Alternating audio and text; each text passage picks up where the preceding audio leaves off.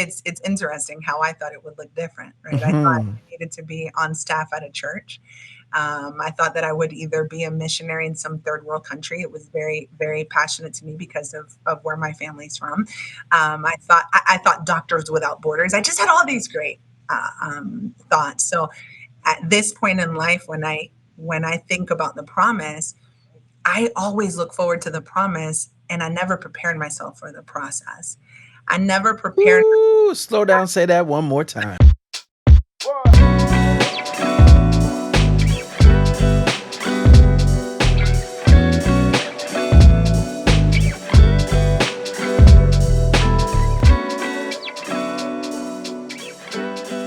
I've heard it said before that a house is not a home.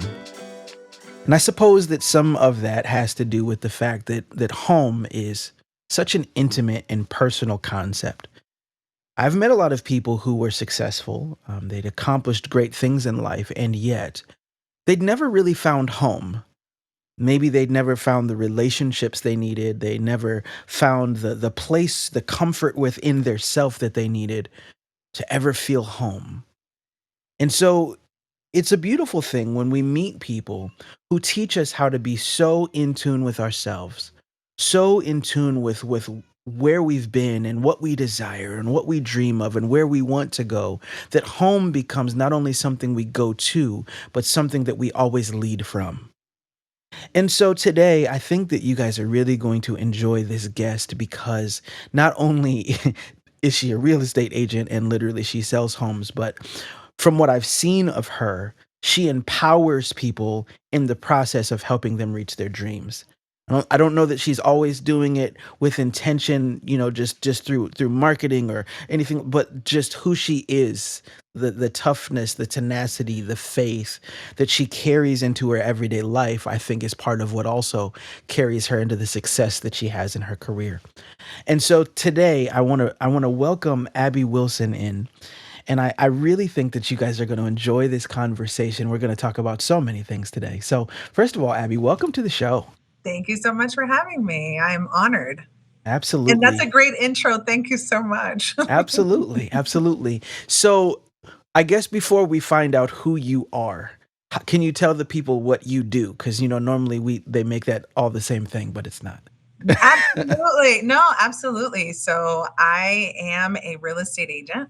I am the team leader of a family team, Wilson and Co. Mm, Realty Group. I lead a team that helps people build wealth one house at a time.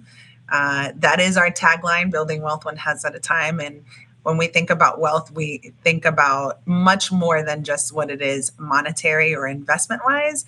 What we are most passionate about is seeing, as you said earlier, seeing people reach their goals. We know that home ownership means much more than just having a house. Having a home gives families security, it gives them peace, it gives them a place to rest, it gives them a mm. place to heal. And I could go on and on. And so when we think building wealth one house at a time, we think about all of that. So that is what I do. I'm a real estate agent. Mm, that is so beautiful. Building wealth one house at a time. So let's start there as kind of the home in which we build from. So many people in life have obtained wealth. I guess we'd call it the way that the world kind of describes it, right? So they got the empty house, the empty cars, the empty relationships. They got a whole lot of empty things. So it came with empty promises.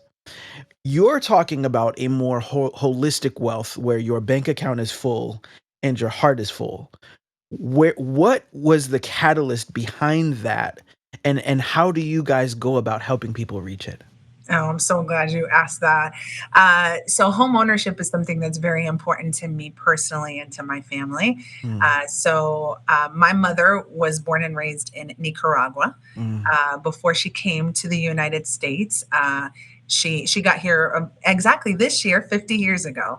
Wow. And I know that's so awesome. Amazing. So when she was in Nicaragua and in a lot of our countries, I say our countries because I identify with them, um, owning a piece of land means everything. Mm, Like having that place that you can call home and you know that no one's going to take it away from you, that it's something that will last for generations is a huge deal. And obviously, in a third world country, it's not very easy, right? Hmm. And so I had a faith filled, God fearing grandmother who decided early on that she needed a place to call her own. That for her children, and there were seven of them, she needed a place that they could say, this is ours. Whether they built a little tiny hut or they had a really nice house, but that they had a piece of land that was important to them because she knew that having property, especially in a third world country, also gave them a feeling of security. So there's a long story of how she prayed, believed God, she saved money, and through tons of adversity, was able to purchase a piece of land in the capital of Nicaragua, Managua.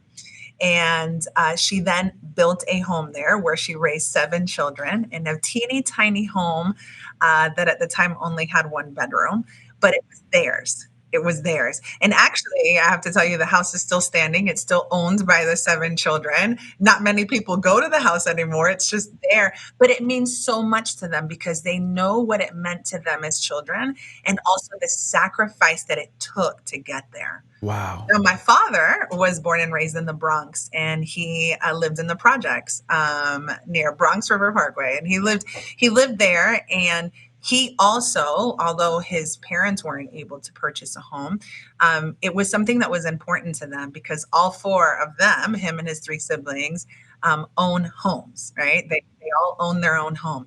Uh, and what was important to them, obviously living in the projects, there's so much, right, that you have to deal with, which is, socioeconomic issues, lack of resources, just so many things.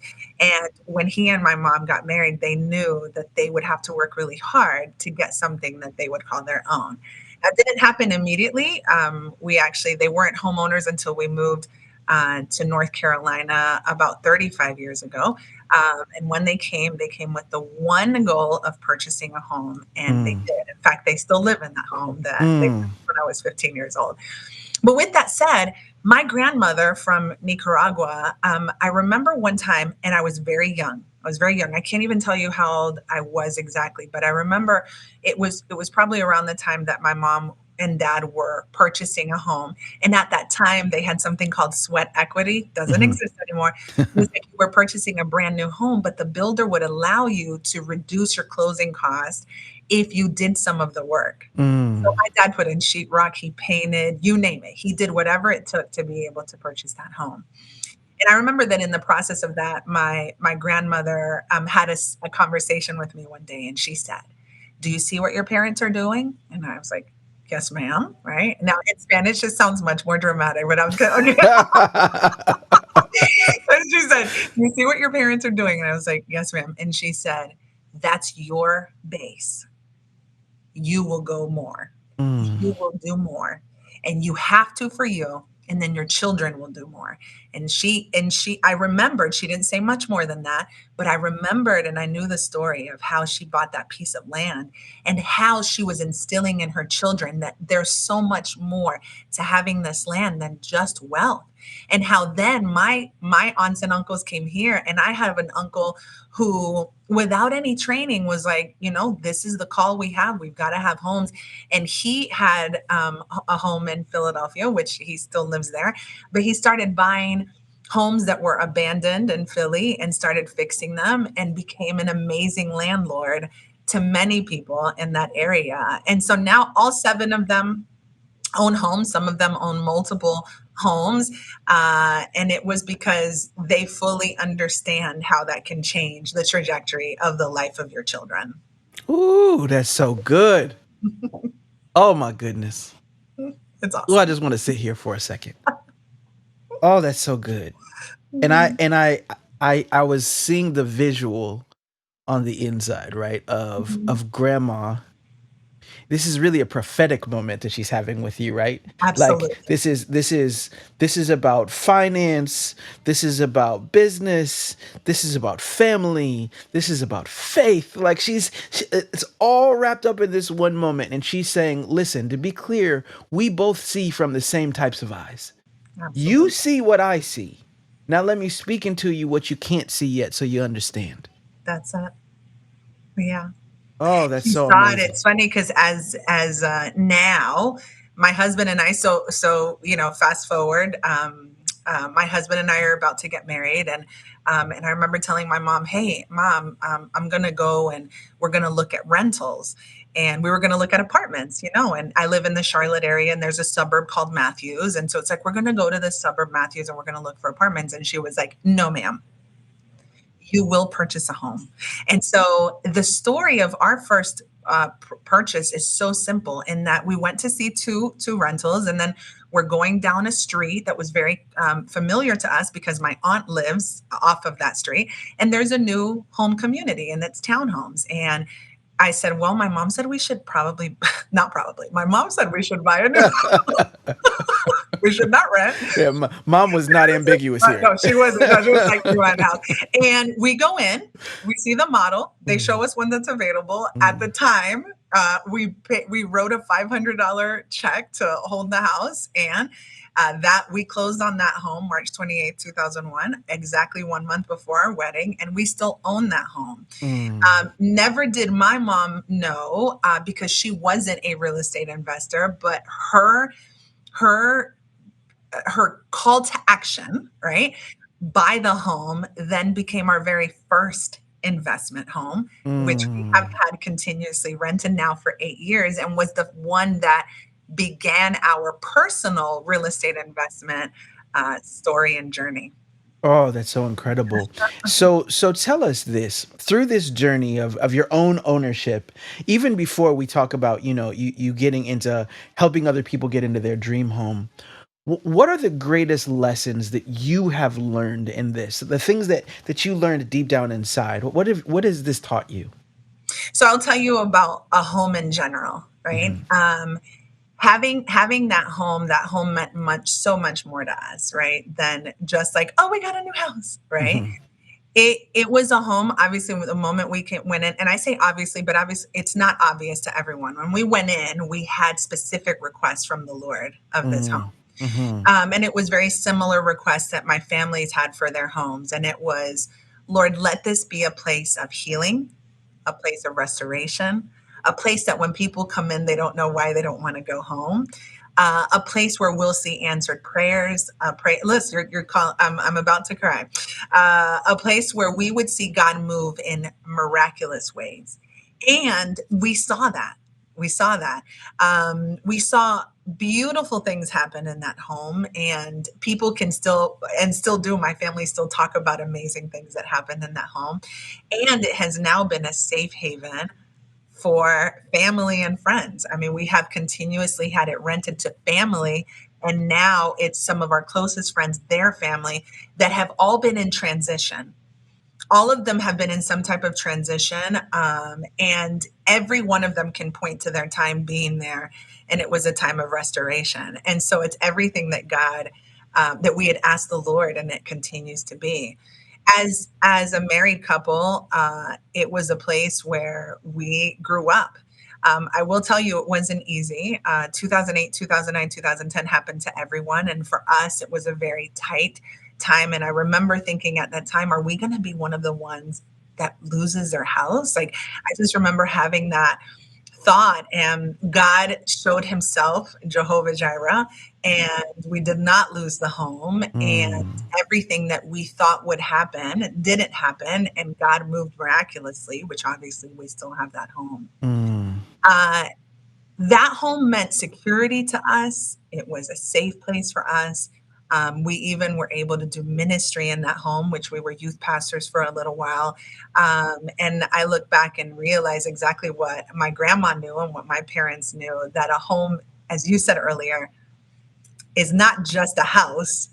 It's a place where amazing things can happen. And if you dedicate it to the Lord, it's amazing spiritual and breakthrough that can happen there. And that's interesting because, there's a lot of conversations that are had, especially in this day and age, of a house when we just think of it as a commodity, an asset, something that can be used for wealth building in a traditional sense. You're talking about building spiritual tradition as well as the others, right? Because you're not Absolutely. saying don't find wealth, you're not saying don't build your bank account, but you're saying that there's a different type of foundation that has come through your prayers. There's somebody Absolutely. who's listening to this interview right now and they're saying, I've prayed before, but I've never are you just wanting to see that God is involved in all this stuff? Like what do you mean? How can you explain to someone who's never experienced God in the way that you have how it's so obvious to you that God was involved in those moments you've described? No. Well, first of all, purchasing the home, there is no reason why a couple who I graduated in December of 2000 and Brad was still in school. We both had jobs, but it wasn't like something that, in our opinion, even looking back now, was enough to allow us to be homeowners. And yet, that was a God thing. Mm, Every step of that, first of all, and we knew that that was Jesus, and then it was the most seamless transaction. Fast forward into 2008, 2009, 2010. In that time, even into 2011, many people were having to file bankruptcy and foreclosure and foreclose. And actually, we had considered in the flesh, we had considered bankruptcy and foreclosure because it just made sense. And I remember one time in my bedroom, that master, the primary bedroom in that house, where I was praying, and I said, Lord, I guess that's the only way out. And I remember the Lord specifically telling me, just trust in me, just mm, trust in me. And being able to get through that and to have a loan modification done, to be able to keep our home, that was absolutely a God thing. But there were other things that happened, and it's that in those spaces, we had family that would come over, and I say family in general because they're specific people, but they came over, and we had moments of real healing around our kitchen table in our living room. There was something about that home. Obviously, it was intentionality of on our part as well, that this would be everything that God, that we had asked of the Lord, right? So people would come in, and they literally, our prayer was that they wouldn't want to leave. We have a really close friend who jokes about how he would come over and literally stay until we fell asleep on the sofa, and it would be like, why are you still here? Like, go. But there was a peace that he felt, and a and a just a something that he felt in there that he couldn't really vocalize, that in some of the deepest and hardest times of his life, that being there he was restored, you know. mm, yeah. We had the opportunity to counsel many people around, in that home and around our table, our kitchen table, and we were able to have many services there, uh, or worship experience, if that's what you call it, in our home. God showed up, and he showed up Mm, big, and he continues to do so. It's mm, funny. I tell people, I'll give you some things that maybe some people will be like, oh, that's a coincidence. But I'm a believer, and I don't believe in coincidences, right? I believe that God is behind everything. It's a home that most homes, and I sell homes, I'm in the business of it. So I know that new homes, old homes, they all need some type of updating. That home has been one where, for example, I have a water heater that's the original water heater. And I often ask the Lord, like, Lord, is that you? And I truly believe so, because it's like, how is it that everything is still in wonderful condition? It's not just because obviously we took good care of it, but we have renters, right? Everyone has taken great care of it, and the Lord has really shown up in giving even longevity to the things inside the home. mm. So you and your husband, you begin to foster this healthy relationship, this deep relationship, both with one another and then also with the home you buy. And at some point, you both have gotten into real estate. So tell us about that journey. Did you both get into it together? Did one start and say, "No, you got to come be a part of this too"? Take us into that journey. Yeah. So real estate was not something that was on my radar. In fact, in 2014, we purchased the current home that we live in. Hmm. And when we did, it was a new construction, and we had a wonderful real estate agent, realtor, and his name is Roger. And Roger worked with us. He was with us from beginning to end. So we went under contract in May, closed in December. And obviously, you create, again, I say obviously not everyone, but what my experience, you create a really great relationship with your realtor. He became like family, and he was after my husband. Oh, you should do real estate. You should do real estate. You should do real estate. And it was nonstop, to the point that we were like, okay, Roger, okay, that's it. We're not doing it. Right. Like, he just left it alone. Hmm. In fact, there was another business that we were presented with, which it was like starting an insurance agency with a major insurance company, and we were actually strongly considering that, but it didn't go anywhere. And obviously, because we know now that wasn't God's plan, right? Hmm. Hmm. So we closed on our house in 2014, and I continued to work. I was a paralegal, and my husband was a district visual manager in retail, and so every single year we would pray, like, Lord, open up a door. And mostly it was for me.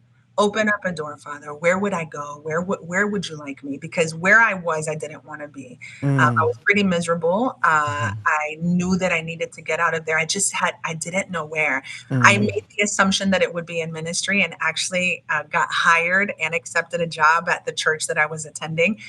And within a few days after accepting the job, I knew I had to say no, because it wasn't God's timing. I was Mm. just so excited that there was finally a door open and something else, right? And I love ministry.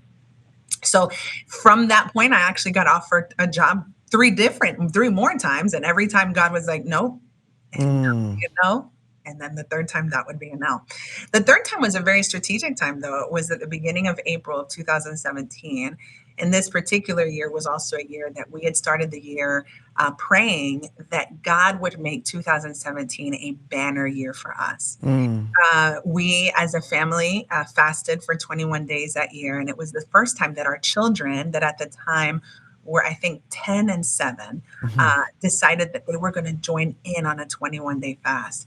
Obviously, with children, that can be difficult. We Mhm. went through the whole conversation. They were committed. And I remember so clearly a prayer that we prayed, and we said, God, we want this to be a year that our faith gets increased exponentially. Mm. It'll be a year almost like, and the kids were learning about Native Americans and traditions and all that. I said, it'll be like Native Americans' totem pole, that we will be able to carve out 2017, and we'll look back and we'll see that it wasn't the legacy of grandma or the legacy of great grandma, but it's the legacy that we have seen and built of faith.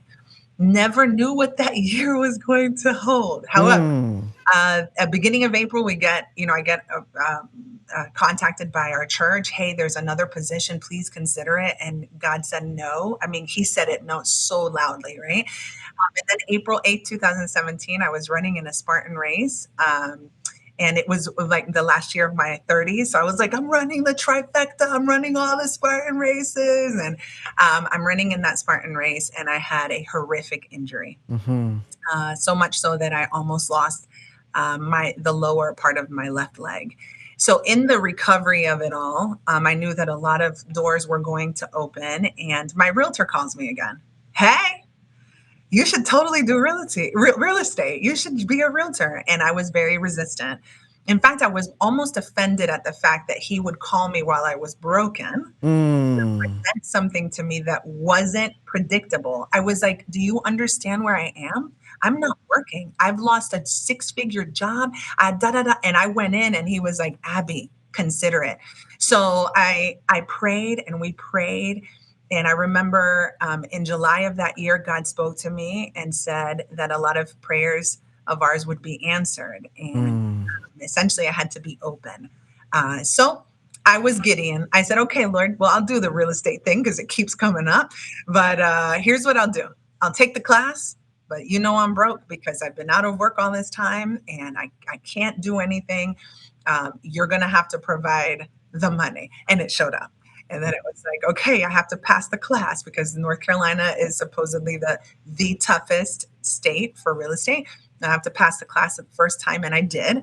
And then I was like, oh, well, then I have to pass the national the first time, and I did. I was like, okay, fine. This is it. A lot of supernatural things happen, and I started.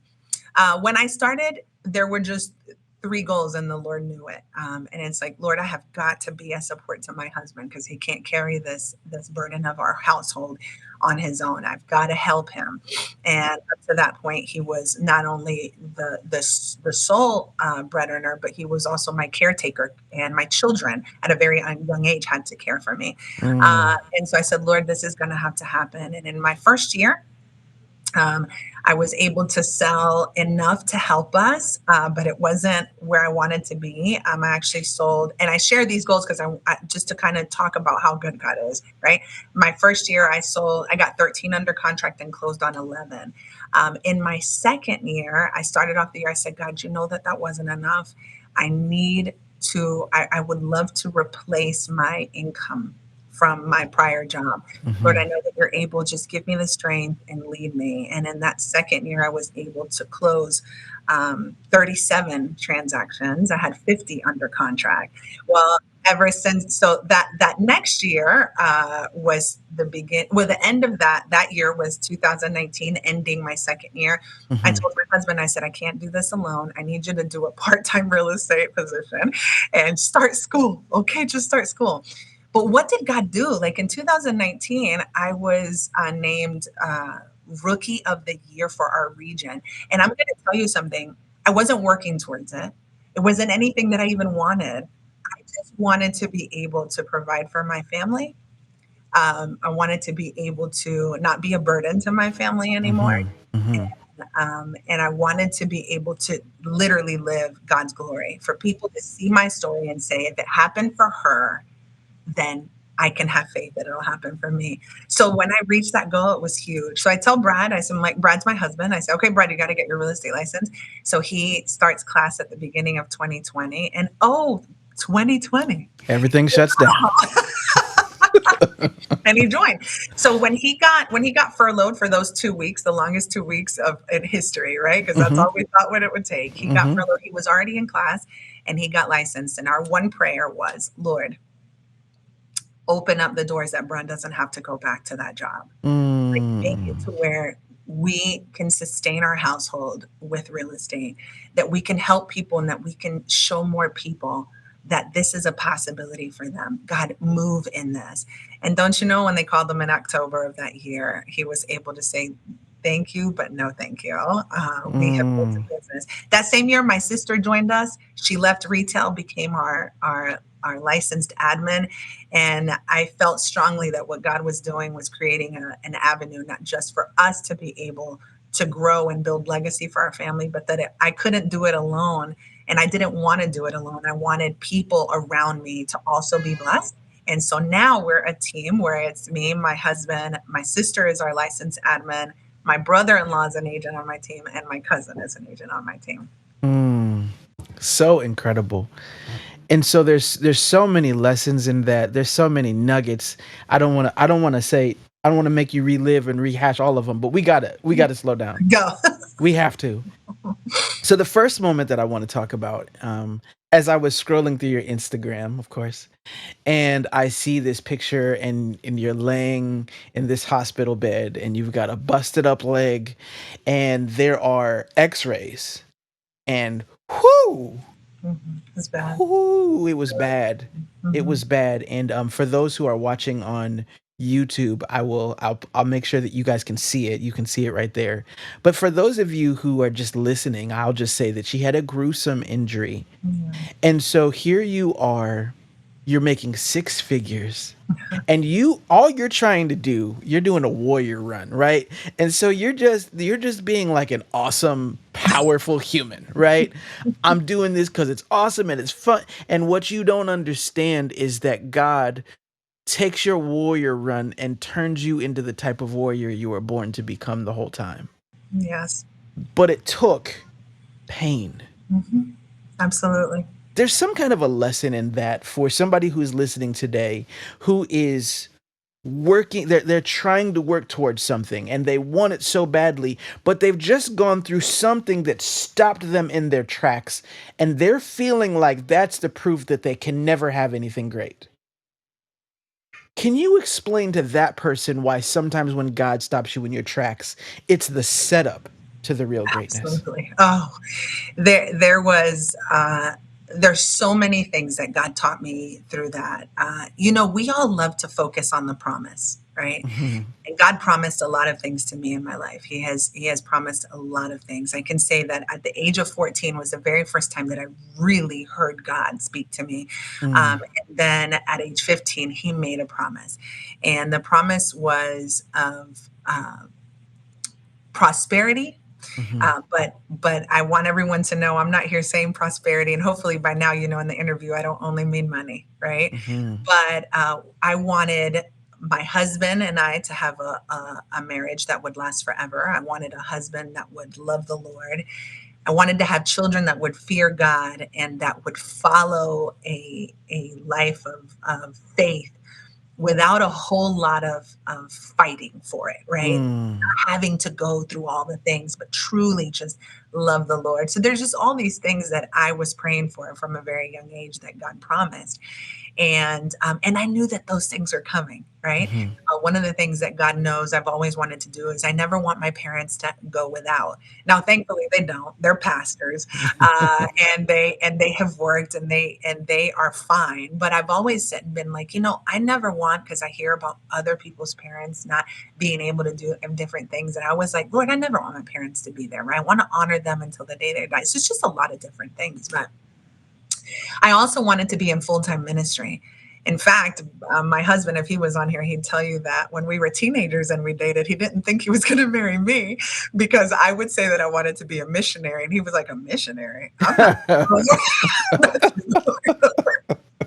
so, so when people would say, there was one particular lady when we were 16, she was friends of one of our really closest friends. Her name is Evelyn Rum, and she's with Jesus now. But Evelyn would say, you guys are getting married. And I would be like, and never, because Brad didn't want to do full-time ministry. And Brad Mm. was like negative because he wasn't going to the missions field, right? Mm.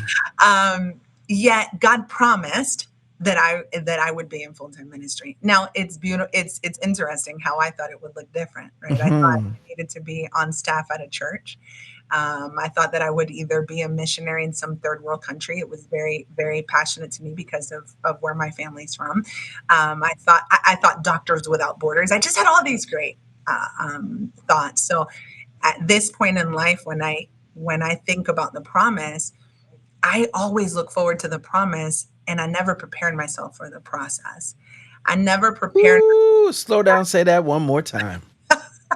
I always look forward to the promise and never ever prepared myself for the process. Mm. And I was one that I lived a wonderful life. I didn't have to go through a lot of turmoil. As a child, my parents protected me from most things, and we lived a very blessed life. And my marriage, praise the Lord, has been blessed from the beginning.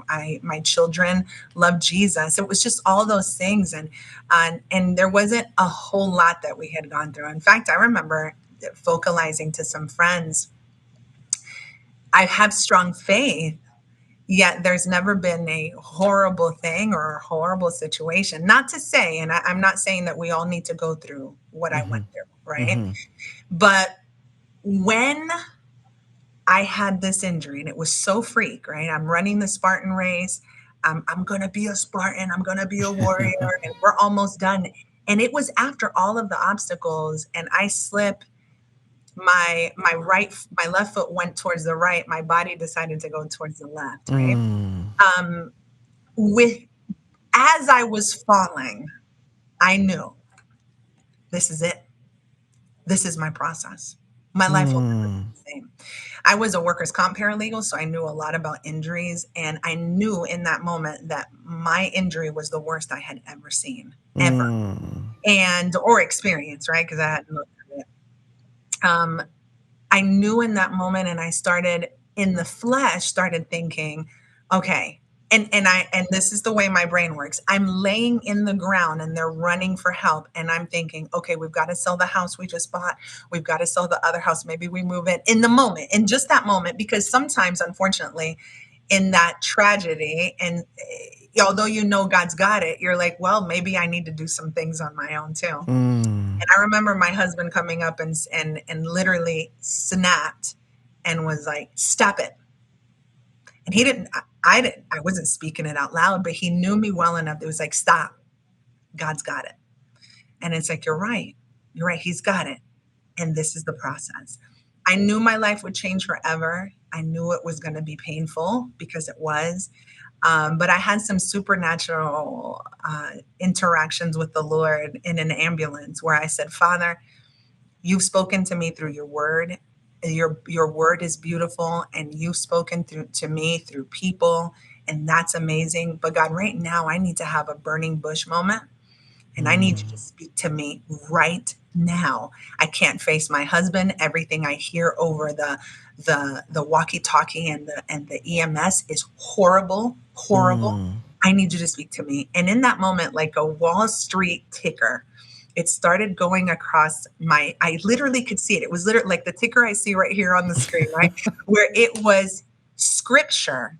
And it was the most powerful words. Everything that I'd ever read, everything that I had ever memorized. It's just the way that God started speaking to me, all of it. One of the main ones is, I will lift up my eyes to the hills from whence cometh my help. I get a little Mm. emotional. My help cometh from the Lord, right? And I remember in that moment saying, God, this process is already horrible and I'm not even at the hospital yet, but you're going to provide. And it was like, this is your darkest valley, but don't worry, because he gave me Psalm 23. I've got you. Mm. I've got you. And I get to the hospital. By the time I got to the hospital, I was almost in a shouting. I obviously couldn't dance because There was not going to be any dancing that day. there were no dancing. But I had such a peace from God. However, I knew it would be hard. So what did we learned so many things in that. And number one is that I always knew God was Jehovah Jireh. Mm. Never experienced it But this you'd way. never met God as Jehovah No, Jireh. never, never. Mm. Oh, and I preached about it because I've preached hard about Jehovah Jireh, and I've taught classes, and I've led Bible studies. But to experience a supernatural provision from God is something that to this day I can't explain, because it is unexplainable except to say, but God, right? Mm. The other thing is that my children, they were going to private school, and it was God led for them to be at the school. And I thought, God, I cannot pay for this anymore. And my children began to pray, and God supernaturally spoke to a couple who decided through the Holy Spirit that they would pay for half their tuition until I was able to pay. There was food that showed up. There was money that showed up. My mortgage was getting paid. And it's like, God, what is happening?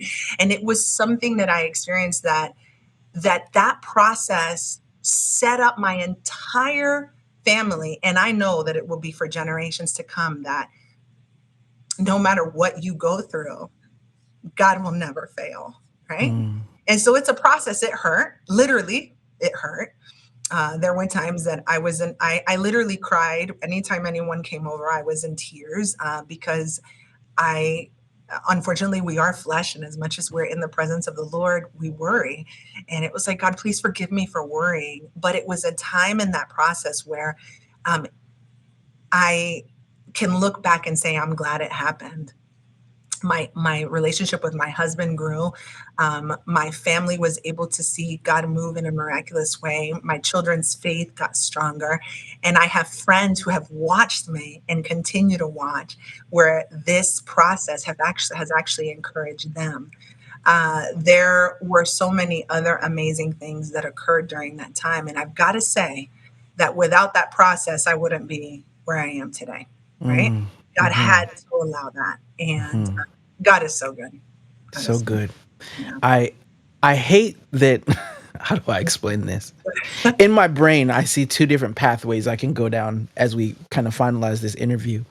And I've got a chance to research you enough to see like you guys aren't just like doing real estate, but you're powerfully doing real estate and you're winning. Okay, and so I want the people who are listening today to understand that as we have these faith talks, that I'm sitting with a powerful entrepreneur who has a family entrepreneurial plan and they're winning. Okay, so and I was looking at the prices of some of those homes you were selling, and I was like, oh Jesus. Okay, just go to their Instagram,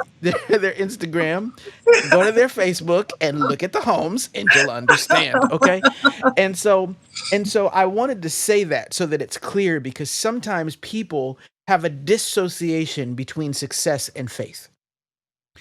And yet, for you guys, you have found true wealth and true success where you have forged a relationship with one another. You have healthy interactions. And I'm one of these people that when it comes to me spiritually, God often shows me visions.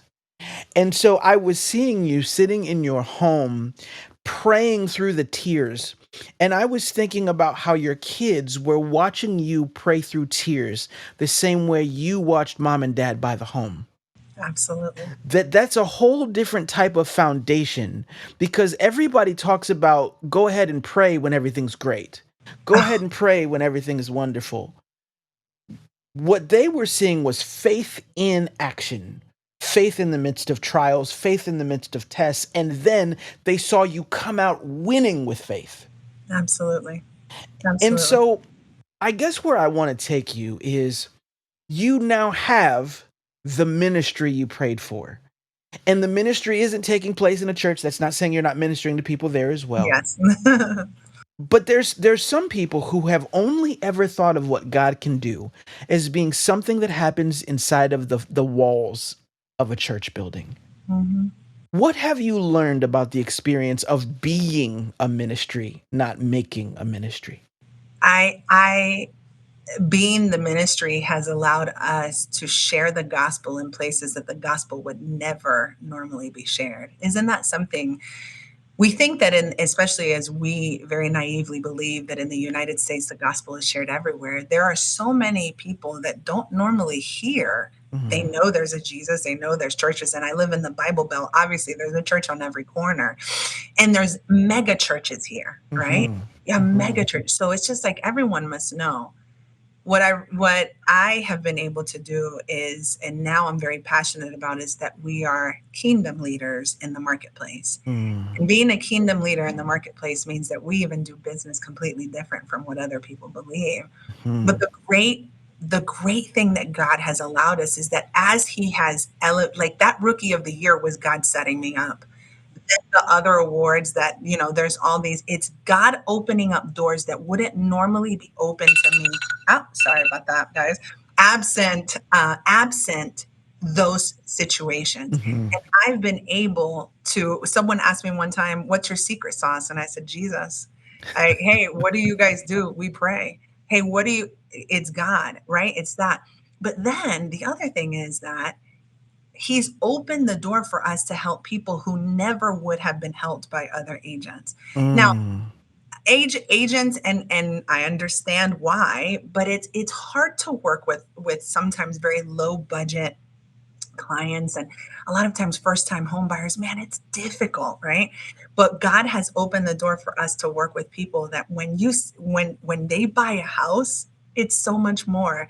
If you'll allow me like 45 seconds, just recently we helped a family that had to flee their country because they were being persecuted by in the third world countries, Mara, which is a gang, organized crime, to the point that they had told her, "We're going to kill your sons, we're going to kill you, and we're going to take your daughter," which we know doesn't mean anything great. Mm-hmm. She knew she had to leave and she had to flee the country. Now, I take no position on how she fled the country, but she fled the country and came to the United States and filed for political asylum.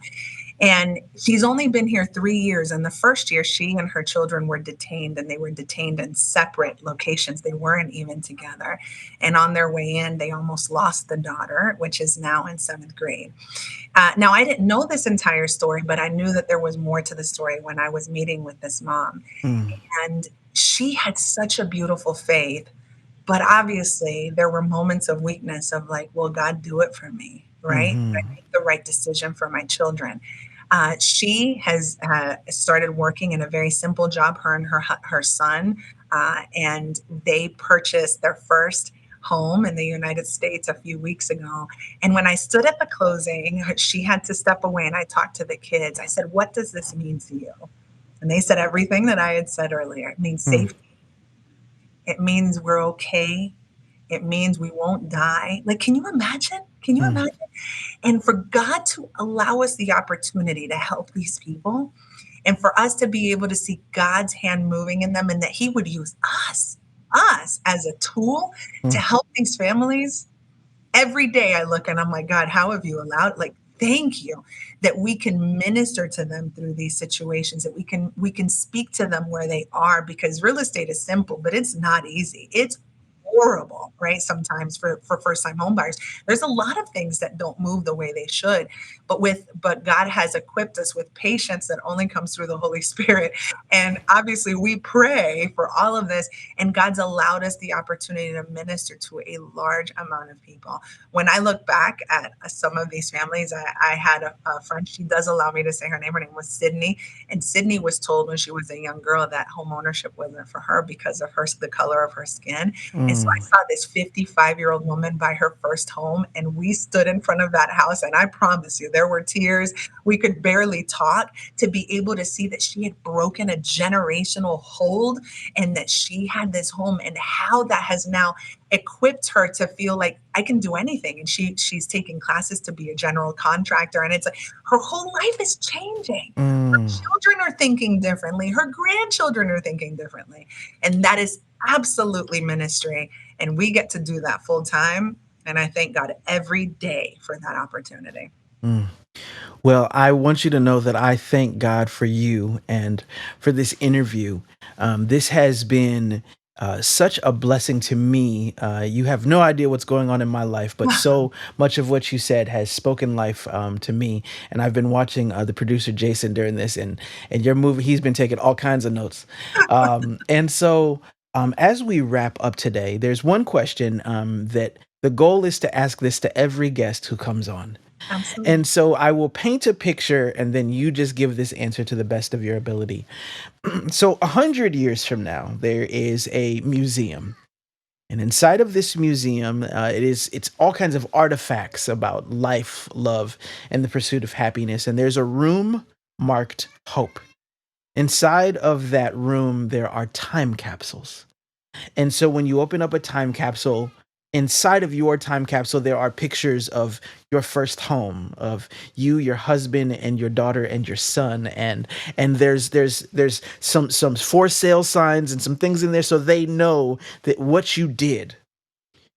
And then there is a clip, and they'll be able to watch this clip right here to learn your understanding of what hope is. What would you tell a person about hope? Hope is the way I deal with everything. Hope is the way I face trial. Hope is the way I persevere. Hope is what I preach, so that others know that there's no way that I could do this on my own if it wasn't for Him. Hope is knowing that God has a greater plan. His plan is perfect. Hope is what sustains my family each and every day, no matter what we go through.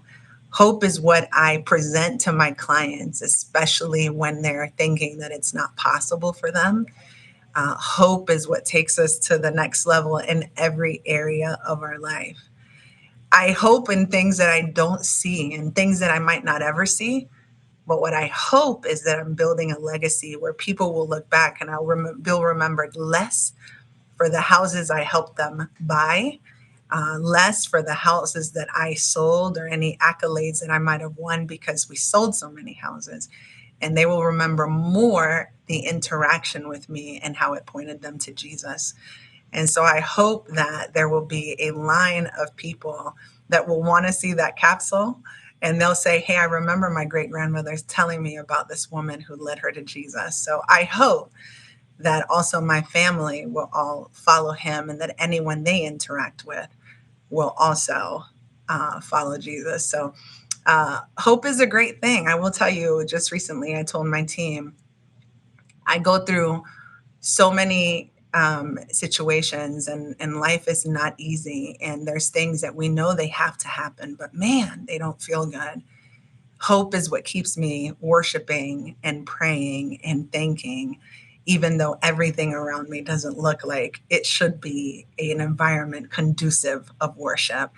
Hope is what keeps me smiling and knowing that no matter how heavy the burden is, that at the end of this, God's perfect plan will be better than anything I could ever imagine. I Mm. could go on about hope, but there you go.